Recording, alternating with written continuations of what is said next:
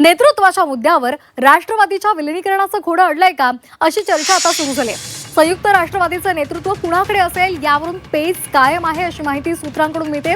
विद्यार्थी आंदोलनामुळे चर्चा तात्पुरती खंडित झाली आहे असंही सूत्रांनी सांगितलंय। नेतृत्वावर तोडगा काढण्याचे प्रयत्न सुरू आहेत अशी माहिती सुद्धा मिळालेली आहे। आणि या संदर्भात अधिक माहितीसाठी आपण जाणार आहोत आमचे प्रतिनिधी स्वप्नील जाधव यांच्याकडे। स्वप्नील, विलीनीकरणासंदर्भात जी चर्चा सुरू होती ती जरा सध्या खंडित झालेली आहे विद्यार्थी आंदोलनामुळे। काय नेमकं सध्या राष्ट्रवादीच्या गोटामध्ये सुरू आहे, कशामुळे नेमका हा पेच निर्माण झालाय?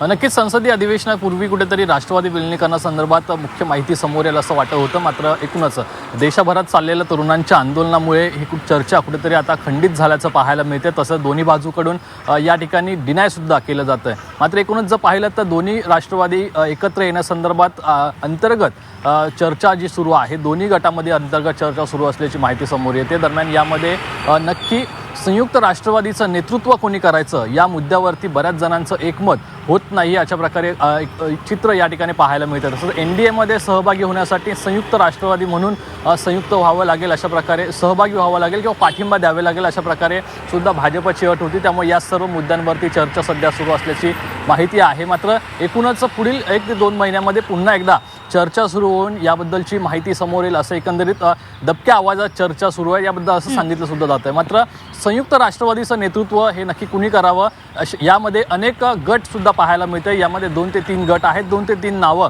सुद्धा पाहायला मिळतात। सुनेत्र पवार यांनी राष्ट्रवादीचं नेतृत्व करावं की शरद पवार गटातील एखाद्या नेत्याने या राष्ट्रवादीचं नेतृत्व करावं, शरद पवार हे अध्यक्ष असणार का, अशा प्रकारच्या बऱ्याच चर्चा सध्या सुरू आहेत आणि यावरती एकमत होताना पाहायला मिळत नाहीये। त्यामुळे नक्की संयुक्त राष्ट्रवादी म्हणून एकत्र येणार की कधी आणि याची घोषणा कधी होणार याकडे सर्वांचं लक्ष लागलेलं आहे। मात्र एकूणच लोकसभेमध्ये संयुक्त राष्ट्रवादी म्हणून एक भूमिका या ठिकाणी पाहायला मिळते, कारण जे डिलिमिटेशन बिल असेल किंवा इतर जे काही बिल आहेत त्याला कुठेतरी शरद पवार गटाकडून पाठिंबा दिला जातो अशा प्रकारे सुद्धा वातावरण आपल्याला पाहायला मिळते। त्यामुळे जेव्हा हे बिल संसदेत येईल तेव्हा नक्की शरद पवार गटाची भूमिका काय असेल, यातून पुढची राजकारणाची गणितं ही कशी असणार याचा कुठेतरी एक शक्यता आणि शंकेची पाल जी आहे ती दाखवणे दिसून येते।